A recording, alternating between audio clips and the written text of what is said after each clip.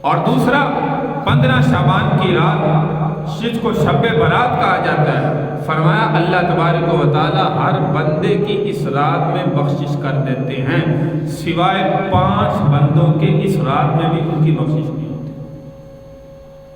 کتنے؟ 5 بندے ایسے ہیں جن کی بخشش اس رات میں بھی ممکن نہیں ہے۔ سب سے پہلا پیارے پیغمبر صلی اللہ علیہ وسلم نے فرمایا کہ مشرک جو اللہ کے ساتھ کسی کو شریک ٹھہراتا ہے، اس بندے کی بخشش اس رات کے اندر بھی کسی حال میں ممکن نہیں۔ نمبر 2، دوسرے نمبر پر اپنے دل میں کسی بھی مسلمان کے لیے کینہ رکھنے والا۔ کینہ کس کو کہتے ہیں؟ ایک بندہ بغیر کسی وجہ کے کہے کہ میں نے اس کو ہر حال میں نقصان پہنچانا ہے، اپنے دل میں اس مسلمان کے لیے بغض رکھے، کینہ رکھے کہ میں نے اس کو نقصان پہنچانا ہے، یا میں نے اس کو ذلیل کرنا ہے، میں نے اس کو تنگ کرنا ہے، کسی وجہ سے، بغیر کسی وجہ سے۔ ایک تو شریعت کا حکم ہے نا کہ کسی نے کسی کو تکلیف دی ہے تو شریعت کہتی ہے کہ بھئی جتنی تکلیف اس نے آپ کو دی ہے آپ کا بھی حق ہے کہ اتنی تکلیف دے لے، شریعت اتنی اجازت دیتی ہے۔ لیکن اگر معاف کر دیں گے تو اللہ تبارک و تعالیٰ اس بندے سے جو ہے وہ خوش ہو جائے گا۔ اس کا حق تھا اتنی تکلیف دینے کا، لیکن اس نے اللہ کی رضا کے لیے معاف کر دیا، اللہ اس بندے کے اس عمل سے خوش ہو جاتے ہیں۔ لیکن اتنی تکلیف دینا شریعت جب اس کو حق دیتی ہے، لیکن ایک بندہ کو کسی قسم کی تکلیف نہیں دیتا، بغیر کسی وجہ کے کوئی انسان کسی سے حسد کرتا ہے، اس کے پاس یہ چیز کیوں ہے، میرے پاس کیوں نہیں ہے، لہذا میں ہر حال میں اپنے دل میں اس کے لیے بغض رکھتا ہوں، دشمنی رکھتا ہوں اور اس کو نقصان پہنچانے کی کوشش کرتا ہوں بغیر کسی وجہ کے، اس کو کہتے ہیں کینہ۔ دوسرا بندہ جس کے دل میں کسی بھی مسلمان کے لیے کینہ، بغض ہے، عداوت ہے، دشمنی ہے، میں نہیں کہہ رہا میرے بھائی، اللہ کے محبوب صلی اللہ علیہ وسلم فرما رہے اس بندے کی بخشش ایسی بخشش والی رات میں بھی ممکن نہیں۔ اور تیسرا بندہ عاق للوالدین، فرمایا والدین کا نافرمان، والدین کو نقصان پہنچانے والا، ان کو تنگ کرنے والا، ان کو تکلیف دینے والا۔ اور تکلیف کیسے ہوتی ہے؟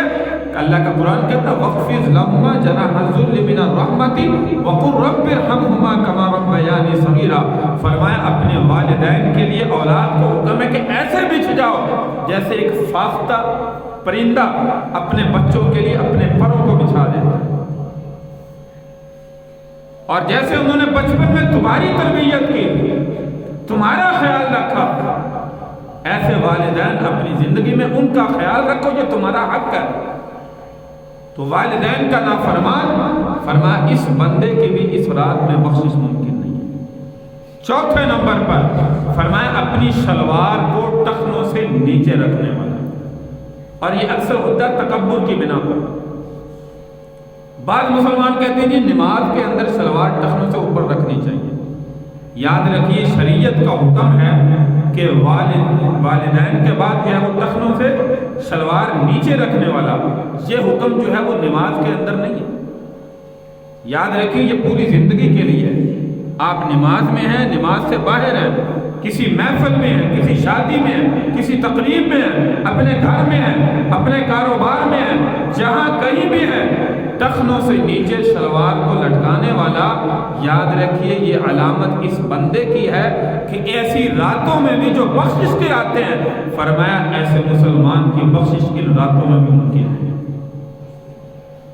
اتنا بڑا گناہ جس کو ہم ہلکا سمجھتے ہیں، شاید کوئی مسلمان تو ایسے بھی ہیں جنہوں نے کبھی غور ہی نہ کیا ہو کہ میری شلوار ٹخنوں سے نیچے کیوں رہتی ہے۔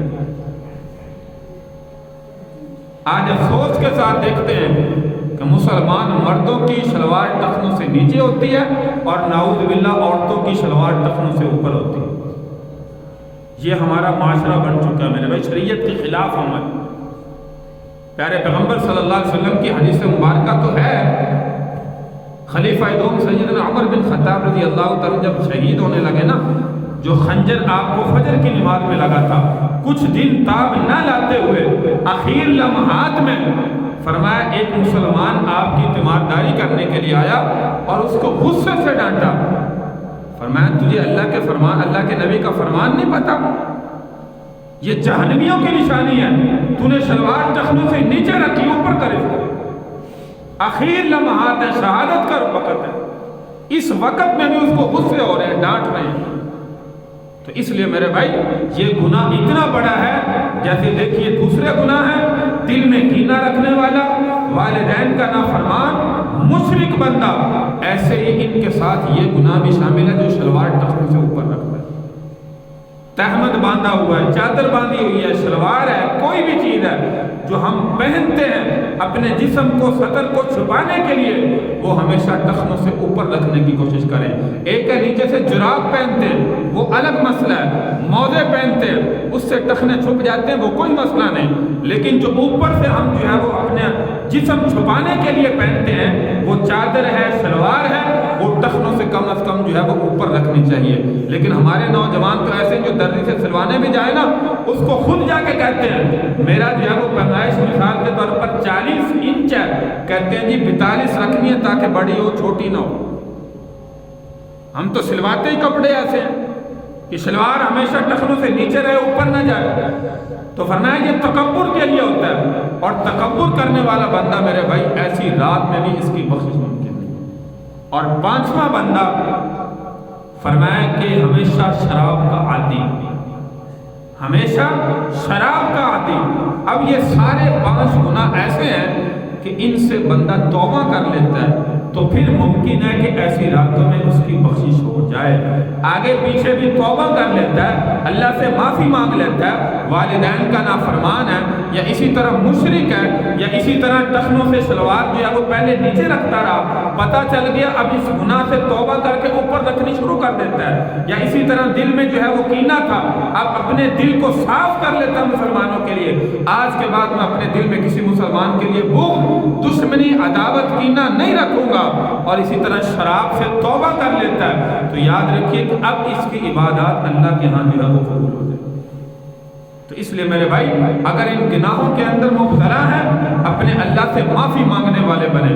میں نے کہا کہ ایسی راتوں کے اندر بھی اللہ تبارک و تعالیٰ کے ہاں اس کی بخششیں ممکن نہیں. چاہے شب قدر کی رات ہے، شب برات کی رات ہے، آگے پیچھے اس کی عبادات اللہ کے ہاں کیسے قبول ہوگی؟ جب ایسی راتوں میں معافی مانگنے سے بھی اللہ کہتے ہیں میں معاف نہیں کروں گا، تو آگے پیچھے چاہے 5 نمازیں پڑھتے رہیں تو اس کی بخشش کیسے ممکن ہے؟ جیسے ایک بادشاہ نے ایک اپنے جو ہے کسی مشیر کو کہا کہ اگر تم بچنا چاہتا ہے آج میں تجھے جو ہے وہ پھانسی دے دوں گا، ان 3 گناہوں میں سے ایک گناہ کر. نمبر 1 زنا، نمبر 2 شراب، اور نمبر 3 جو ہے میرے خیال سے قتل.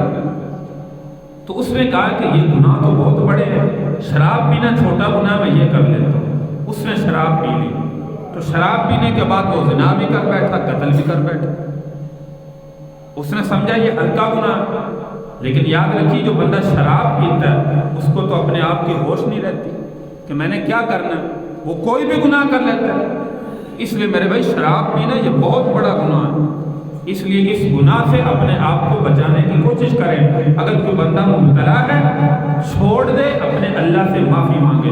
اللہ تبارک و تعالیٰ جو ہے وہ معاف کرنے والے ہیں. تو میرے بھائی یہ شعبان المعظم کے مہینہ کی مناسبت سے چند باتیں آپ کے سامنے جو ہے وہ ذکر کی ہیں. اللہ تبارک و تعالیٰ شب برات کی رات آئے، کوئی بھی رات آئے، ہر رات کے اندر میں نے کہا کہ ان 5 بندوں کی بخشش ممکن نہیں. ان گناہوں میں اگر مبتلا ہے خدا را اپنے اللہ سے معافی مانگ کر اور خالصتاً اپنے اللہ کی عبادت کرنے والے بنے.